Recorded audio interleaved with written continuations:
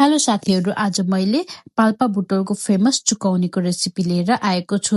यसको लागि खासै धेरै इन्ग्रेडिएन्ट केही चाहिँदैन। आलु, प्याज, दही भए हुन्छ।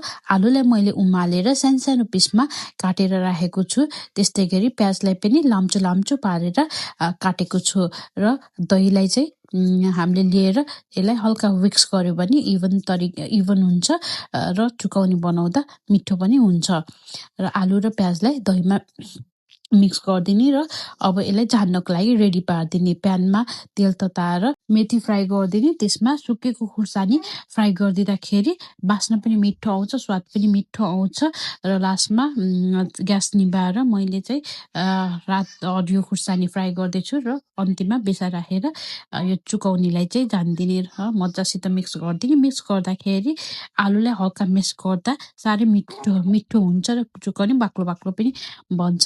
यस्तै गरी हजुरहरूले मिठो चुकौनी बनाएर खानुहोला है त। मलाई फलो गर्न नभुल्नुहोला। हजुरको दिन शुभ होस्। धन्यवाद।